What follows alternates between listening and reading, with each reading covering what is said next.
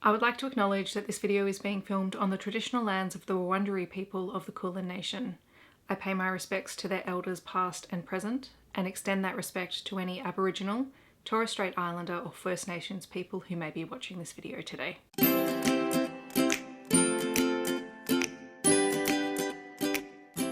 Hi everyone, it's Steph here. This is the Novelty Corner and welcome to my Kindle Unlimited update. I have not done one of these videos in ages, and I don't even know if I've done it in this format where I'm going to talk about the books that I've had out since the start of the year that I've read and the ones that are currently sitting on my T.B.R for Kindle Unlimited, because I am using it a lot more now and I'm really glad that I am doing that. Mostly I've been reading really short books because I'm me, but I thought I would share with you the ones that I have read since the start of January to now, and which is, you know, we're kind of partway through Feb, and everything that I am planning on reading, hopefully, in the very near future. So starting off with the books that I have borrowed and read, I have Evie Mitchell's Silent Night, which was her Ted Lasso retelling story, which follows Charlotte and Croydon. Charlotte is a princess who is left at the altar, and in order to get away from all the media attention, she is shipped off to her former bodyguard, Croydon, who I think is in Canada, and, you know, he, at the time, pretends that there's only one bed. And it's hilarious. So it was really fun and really short and just very enjoyable. I think I read that on the 1st of January. Continuing the Evie Mitchell train, I've read a lot of her books recently. There is a whole stack in the Capricorn Cove series. So there is New Year, New You.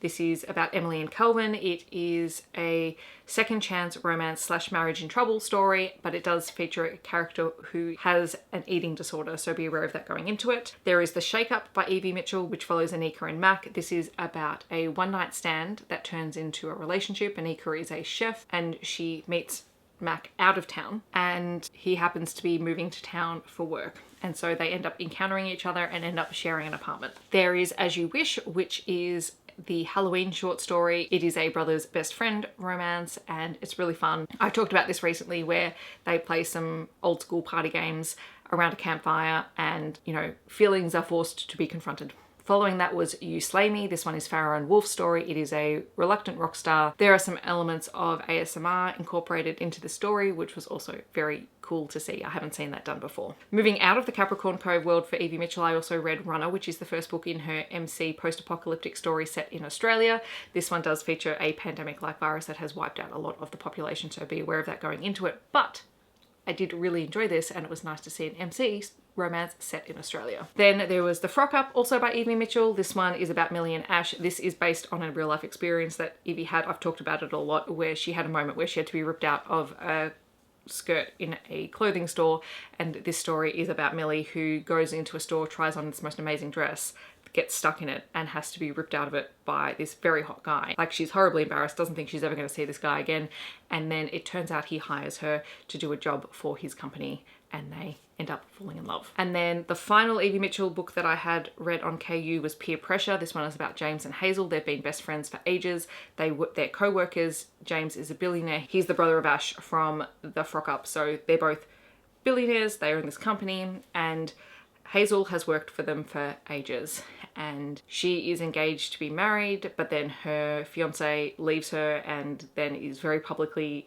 engaged to an actress, and she's distraught and James steps in to look after her. I've also been reading the Necessary Evil series by Onley James. So the first book is Unhinged. This one is Adam and Noah's book. This entire series is psychopath dark romance stories about psychopaths who are raised by a billionaire to become vigilantes who kill bad people. The first book is completely bonkers. The second book, Psycho, is one of my favorites so far in the series, which follows August and Lucas. August is a professor with a very high IQ, and he ends up falling for Lucas, who is a former FBI analyst who happens to be psychic. And then the third book is Moonstruck, and this is Atticus's story. Atticus is the oldest of the adopted Mulvaney brothers. He is the most socially awkward of all of them, and he's also not always comfortable in his sexuality. He ends up meeting a guy called Jericho, who is a mechanic, and he takes in a lot of boys who don't have a lot of family support in the street and they work for him. And it turns out they're a bit like Peter Pan and the Lost Boys, in which they are also going after very bad people that kind of slip under the radar for the police and also for the Mulvaneys. I also read Against a War by Kate C. Wells. This was on Heather's recommendation. I do love Kate C. Wells though, so this was not a hardship at all. This is about Glenna and Cash. Glenna was Cash's sister's former best friend. They had this sort of split in their early teens, and ever since then they've kind of had this enemies vibe going on between them. Glenna and her father are kind of the outcasts of the town because her father writes the newspaper, but he doesn't hold back. He's got some very scathing critiques of the local government. And on one particular scathing article, before it was published, Glenna changed her father's name from the byline to hers so that he wouldn't cop the same slack. And so she's sort of persona non grata in town. And then one day when she's out taking photographs in the local woods, she is shot by someone that Cash has taken out on a hunting trip because the guy was a moron. And Cash doesn't like the way that people treat Glenna, even though he himself is a bit of a perpetrator of that, but he is like a giant child who actually doesn't understand his actions. And it's like he's pulling her pigtails because he likes her, which he hasn't realized is unacceptable behavior.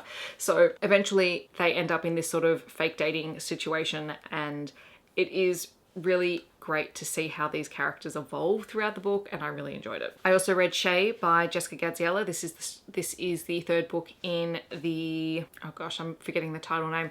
It's an offshoot of the Henchman series, but set in Florida, and it is the relationship between Saskia, and it is a second chance romance between two people who are married, but it was a marriage of convenience and marriage in name only. This is also an MC romance. And finally, I read I Married a Merman by Regine Abel.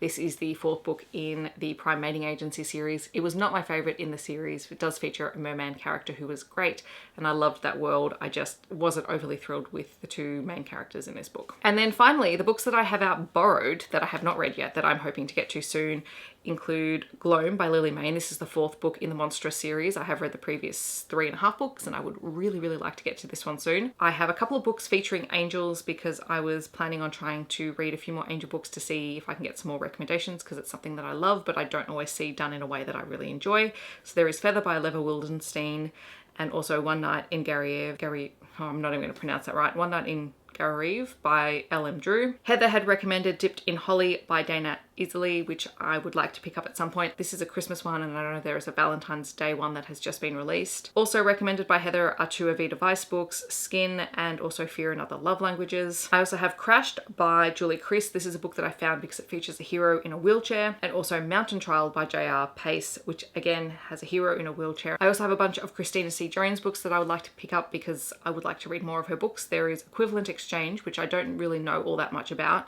And then I have the 3 books in the Love Sisters series, I Think I Might Love You, I Think I Might Need You, and I Think I Might Want You, as well as Bending the Rules. So hopefully I will pick those up at some point. Bending the Rules is the 4th book in the Wright Brothers series, and I've read the others, so I would like to sort of start wrapping up that series as well. I also have a Shay Sanders book, First Class Love, which appears to be a short story about two people who are traveling but their flights are cancelled and they're stranded, so that sounds like fun. I also have Resolution Revolution by Evie Mitchell. This is the next book in the Capricorn Cove series, so again, small town. It will be novella length, and I am looking forward to picking it up. In terms of books that I just don't know how I stumble across these, but you know, here we are. I have Deep Deep Donuts by Megan Wade, which is a contemporary romance between a donut truck owner and a police officer, and apparently it is very low angst. Then the final book I have is Expeditionary Force #1 Columbus Day.